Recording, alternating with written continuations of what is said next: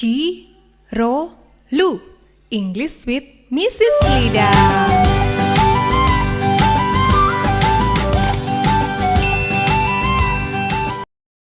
Hi there everyone. Assalamualaikum warahmatullahi wabarakatuh. How are you doing, guys? I hope everything is okay for you all. Today we are going to learn about passive voice. Okay guys, let's start it.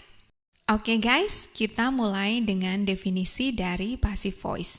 Passive voice itu adalah suatu bentuk kalimat di mana subjek kalimatnya menerima aksi, atau boleh juga disebut dengan dikenai pekerjaan, bukan melakukan aksi atau tindakan.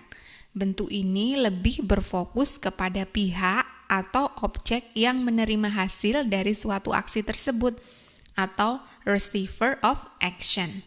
Contoh nih ya, ketika kalimat aktif bunyinya, my parents plant some flowers. Nah, di sini pelakunya, subjeknya menjadi pelaku aksi. Tetapi ketika menjadi kalimat pasif, kalimatnya menjadi seperti ini.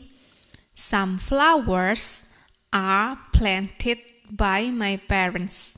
Jadi, di sini subjeknya menjadi penerima aksi atau dikenai tindakan.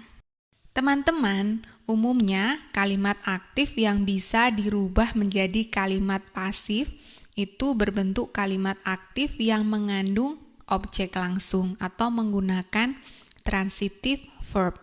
Contohnya seperti make, bring, buy, write. Nah, sebaliknya, kalau kalimat aktif yang mengandung intransitive verb atau kata kerja yang tidak memerlukan objek langsung, contohnya seperti cry, go, arrive, dan die, tidak bisa diubah menjadi kalimat pasif. Namun, apabila intransitive verb-nya diikuti oleh preposition, ada kemungkinan kalimat tersebut bisa diubah menjadi kalimat pasif. Tetapi nanti kalimatnya yang terbentuk akan sangat kaku dan jarang sekali digunakan. Secara umum, rumus dari passive voice ini adalah to be plus past participle, atau kita biasa menyebutnya verb 3 atau kata kerja berbentuk ketiga. Jadi, to be plus kata kerja bentuk ketiga atau past participle. Untuk penjabarannya sendiri, rumus tadi nanti akan berkembang sesuai dengan tensesnya. Kita mulai dari simple present. Untuk rumusnya menjadi kalimat pasif adalah to be plus past participle atau kata kerja bentuk ketiga. Contoh kalimat aktifnya misalnya, she delivers the letter. Nah, di dalam kalimat passive voice-nya, maka dia berubah menjadi the letters are delivered. Jadi, objeknya dijadikan subjek, kemudian to be-nya ditambahkan dengan kata kerja.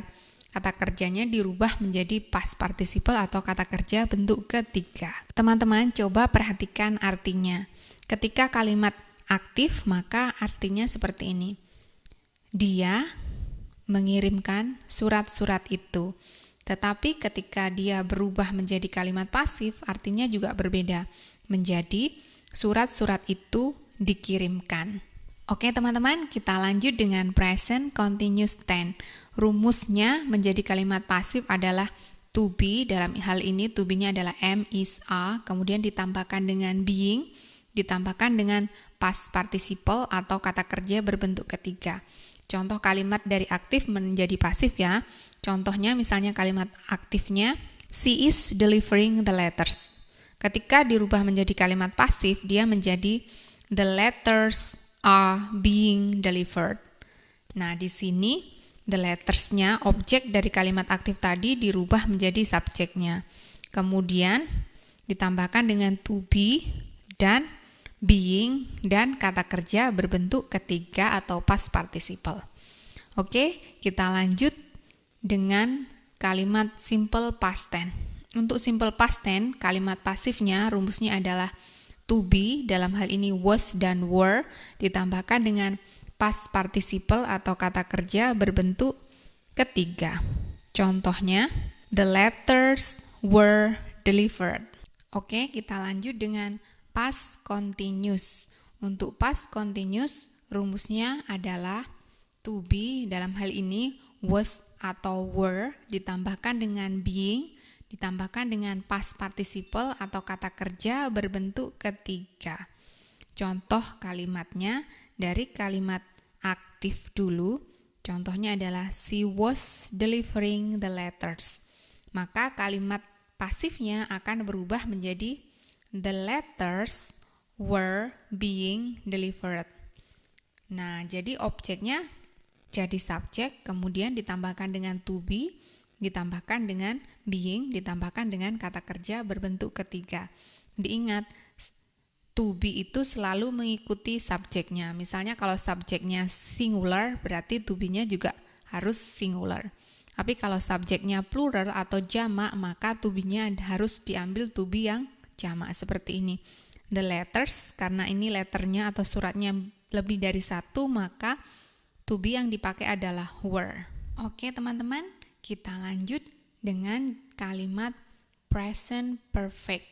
Untuk present perfect, passive voice-nya rumusnya adalah has atau have, ditambahkan been, ditambahkan verb 3 atau past participle. Contoh kalimatnya adalah she has delivered the letters.